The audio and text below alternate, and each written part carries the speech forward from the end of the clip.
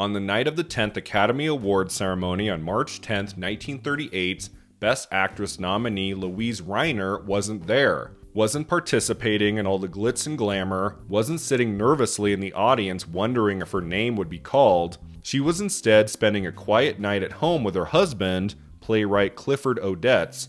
She didn't think she needed to go to the Oscars that night because she just won Best Actress the year before for her performance in The Great Ziegfeld. Even though she had been recognized with another Best Actress nomination for The Good Earth, they weren't going to reward her with a gold trophy 2 years in a row. The Academy had never done that before. In fact, 10 years in, no actor had ever won 2 Oscars. Luise Rainer didn't feel the need to go out that night, but as we of course learned, the celebrated new actress of Hollywood wasn't going to be staying home for long. Because in a stacked field of Best Actress candidates, including Barbara Stanwyck, Janet Gaynor, Irene Dunne, and Greta Garbo, Rainer did indeed win again, making Oscars history in more ways than one. How did she take the gold trophy 2 years in a row, and did anyone else in her category have a chance to overtake her? My name is Brian Rowe, this is the Awards Contender, and it's time to go all the way back to 1938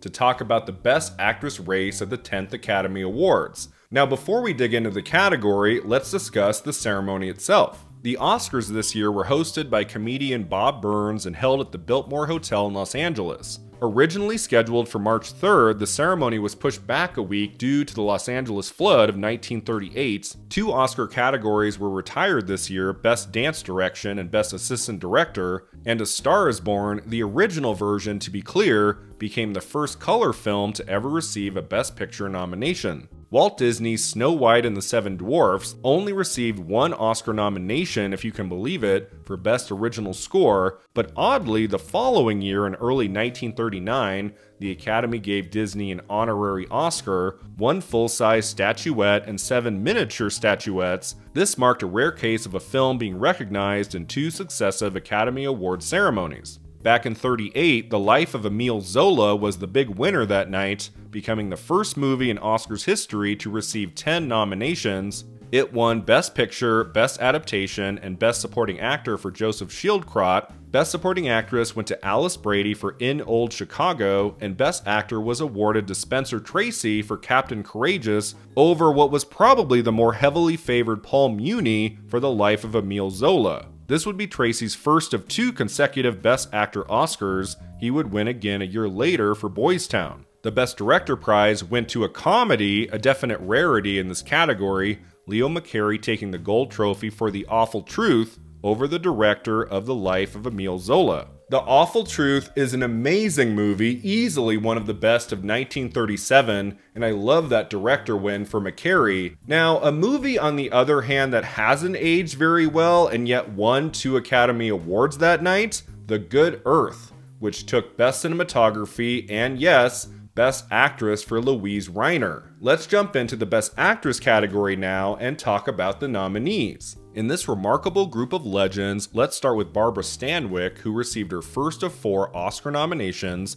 for her performance in Stella Dallas, a drama directed by King Vidor about a working-class woman who does whatever it takes to give her daughter a bright future. What's the matter with a mill hand? I work in a mill, I'm a mill hand, and your father's a mill hand. I don't yell, the neighbors know it. Yeah, well, maybe he don't, so I'll tell him. Hey!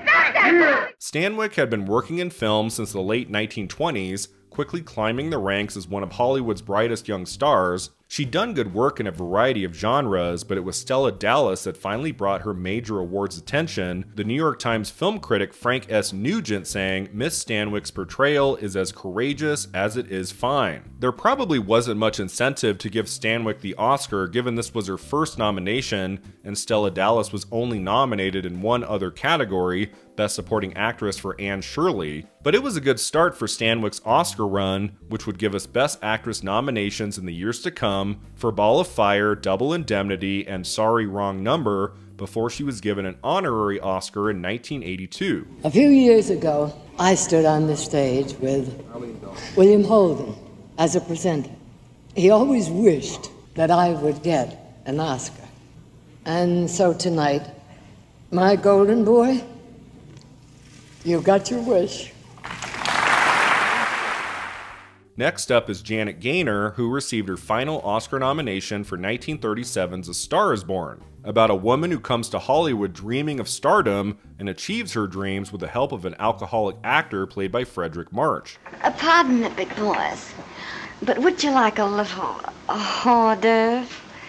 They say they're the best in town. This first of to date 4 versions of the classic story is very watchable and entertaining, with Gaynor the ideal leading lady. She is of course most famous in Oscars history as the first person to win Best Actress way back at the first Academy Awards on May 16, 1929 for not 1, not 2, but 3 performances in Seventh Heaven, Sunrise, and Street Angel. Gaynor might have had a shot to win again for A Star is Born, given the film's rave reviews and it receiving 7 Oscar nominations, including a win for Best Original Story and an honorary Oscar for W. Howard Green for his color cinematography. Ultimately, the film fell short in the top categories, but this certainly wouldn't be the end of A Star is Born at the Oscars. Now, in third place for Best Actress that year, I would suggest, was Irene Dunne for the comedy The Awful Truth, co-starring Cary Grant, that tells of a couple getting a divorce, but continue meddling in each other's romances. Yes, it would do me good. Swell. Where's your car? Downstairs in the garage.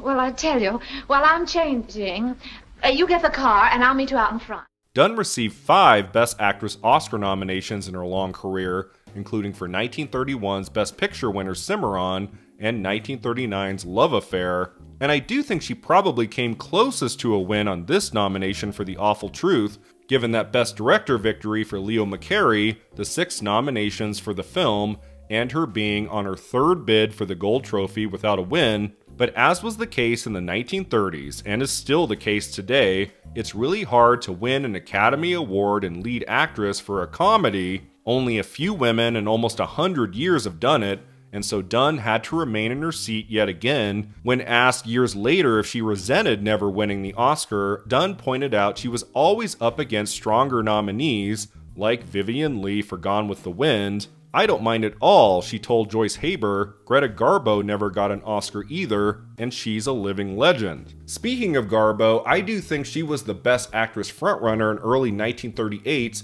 for her role in Camille, the romantic drama directed by George Cukor that tells of a Parisian courtesan who chooses between a young man who loves her and a baron who wants her. Nanine, I beg you, Nanine. You must help me, Nanine. Come on. I beg you, Nanine. In a fairly short film career with only a handful of credits, Camille marked what many believe to be Garbo's finest performance. Director Cukor said about Garbo, "She had a talent that few actresses or actors possess. In close-up, she gave the impression, the illusion of great movement. She would move her head just a little bit, and the whole screen would come alive, like a strong breeze that made itself felt." And about Garbo, this is what Betty Davis said. "Her instinct, her mastery over the machine was pure witchcraft. I cannot analyze this woman's acting. I only know that no one else so effectively worked in front of a camera." Camille marked her 2nd Academy Award nomination for Best Actress following her first nomination for 2 performances, 1930's Anna Christie and Romance, and this time with Camille, Garbo had 2 major critics wins behind her, the New York Film Critics Circle Award for Best Actress and the National Board of Review Best Acting Award. Even though Camille wasn't nominated at the Oscars in any other category, this did seem to be the right moment to reward Garbo with a Best Actress Academy Award, especially following her appearances in the Best Picture winning Grand Hotel in 1935's Anna Karenina, which also earned Garbo the New York Circle Film Critics Prize. Her competition, honestly, just all seemed unlikely for a win. I mean, Stanwick was on her first nomination, Gaynor had already won, Rainer had just won the year before, and Dunne was in a comedy. Garbo had never won an Oscar, she had received the best reviews of her career, and with those 2 critics' prizes behind her, she just seemed like a shoo-in. But no, as it turned out, the win for Best Actress at the 10th Academy Awards went to Luise Rainer again for her performance as a Chinese woman in The Good Earth, co-starring Paul Muni, about 2 Chinese farmers who achieve early success but then find lean times and declining fortunes. You must sell. Is it your land? Did you buy it bit by bit? The land is our life. Based on the novel by Pearl S. Buck, the film was a tiny epic for MGM, costing a then sky-high $2.8 million. Novelist Buck wanted the movie to be cast with all Chinese or Chinese-American actors, but producer Irving Thalberg conceded that American audiences weren't ready for such a film. Thus, the major Chinese actress Anna May Wong was pushed aside for Luise Rainer to play the lead female role of Olan. I went to Thalberg and I went to him and I said, look, Mr. Thalberg, there is an actress who is much better than I am, and she's dying to do that part. And he looked at me and he grabbed me by the neck and he shifted me out of the door. And that was it. I had to do it. She was designed to look Asian through the use of yellowface, making The Good Earth one of the most poorly aged of the early Oscar-winning films. Still, at the time, the movie received strong reviews, Variety declaring it a remarkable screen production, and Josh Mosher of The New Yorker calling it vast and rich. The Good Earth received 5 Oscar nominations, including Best Director for Sidney Franklin and Best Picture. Again, I can't imagine many were predicting Rainer to win Best Actress that year, given her victory the year before for The Great Ziegfeld. She was very new to the cinema scene, only having made a handful of movies, and a second win in 2 years in the same category would have looked to many as overkill. So why did Rainer win over Garbo? The Good Earth getting into Best Picture and Best Director certainly didn't hurt. Another theory is that Rainer took the gold trophy over Garbo because for the first time in Academy Awards history, the 12,000 members of the Screen Extras Guild, yes, extras, could vote on the final ballot. Power shifted away from stars and studio heads to more common folk, and until their rights were revoked 8 years later, they wielded lots of influence on Oscar voting. And so, in what was probably a tight race between Garbo and Rainer at the 10th Academy Awards, the latter took the gold trophy in the end. After being informed of the win by telephone, she quickly got dressed and rushed down to the Biltmore to take pictures with her second Best Actress Oscar. I came from Europe. I didn't know quite what an Academy Award was. Luise Rainer went on to make only a few more movies until she retired from film acting in the 1940s. She's most known today as the first person to win 2 consecutive Oscars in acting. Katharine Hepburn's still the only other person to this day who's done so in the Best Actress category. It's a tie. Reportedly, Rainer thought winning both of her Academy Awards was the worst possible thing for her career. About her departure from Hollywood, Rainer said, "I worked in 7 big pictures in 3 years. I have to be inspired to give a good performance.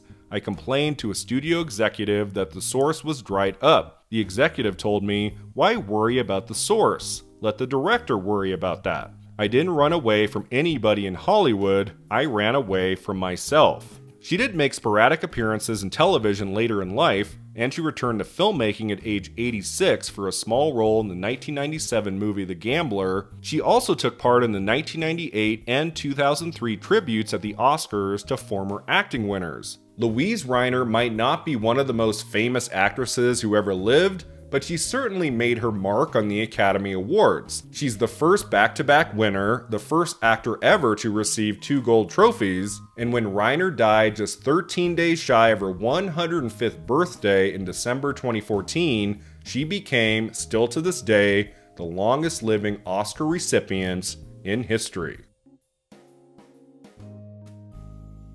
Thanks so much for watching and subscribing, and let me know in the comments below what was your favorite performance in the Best Actress category that year. Do you think Rainer was the right winner, or should Garbo have taken it? We'll see you next time at the Awards Contender.